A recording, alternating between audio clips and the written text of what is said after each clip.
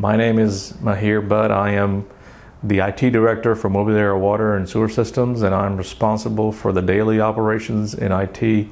My typical day involves being responsible for all the applications that run at Mobile Area Water and Sewer Systems, and I'm also responsible for multiple people that work under me that are responsible for doing other things. So a bunch of meetings, and also be responsible and answerable to my bosses. So I'm responsible for all the applications. I'm the one who has to actually go and find the right fit once the management decides that they want to get a specific application, whether it be a computer information system or whether it be a customer information tracking system or a billing system. I'm the person who has to make the decision to go and look for all these vendors and then find the right fit. I'm also responsible if our data center doesn't operate right or if something goes wrong. I'm the guy who has to answer to the management and find out what the problem was and what caused the issues. I'm also responsible to make and create the entire IT's budget at Mobile Area Water and Sewer System, and that involves making sure that we're on budget, on time, and never over budget. And that's a big responsibility, and I take it very seriously.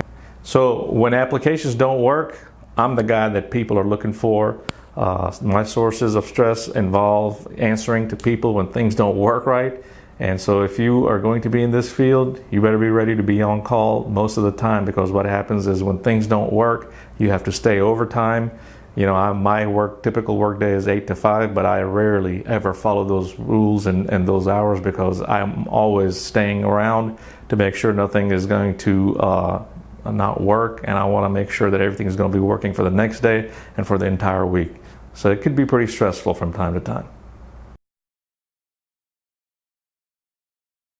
So to become an IT director, you have to make sure that you have a bachelor's degree in computer information sciences or a related field, and make sure you finish your 4 years of college. And also some people finish their master's degree. So both of those are not required. A master's is not required, but at least you have to have a bachelor's degree. So in order to do my job, you have to be a good communicator. You gotta have good people skills. You got to know how to talk to people and understand what their problems are. And you also have to be somebody who thinks outside the box to solve problems. Not all problems have normal solutions. Sometimes you have to think outside the box to be able to solve a problem.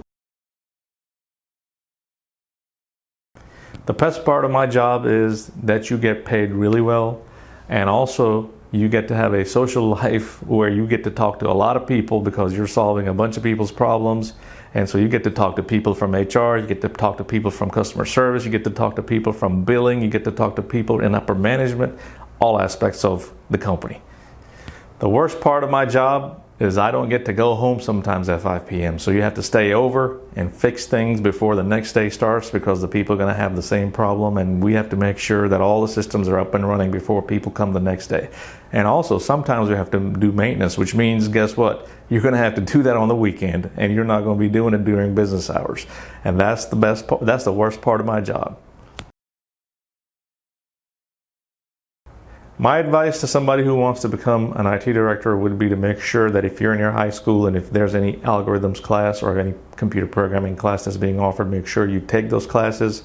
If there are any STEM classes that are being offered in your school, be sure to participate in those, because those will prepare you eventually to come into a college with computers and be able to do computer science and or information science or anything related to that. So sometimes in our field you have to be creative. Doesn't mean just because you're creative you have to be an artist. No, you have to be creative in my field. You have to think outside the box and solve problems with unorthodox or not normal solutions. And sometimes it's better to be creative and think outside the box, like I've stated before. And that's a good thing to have.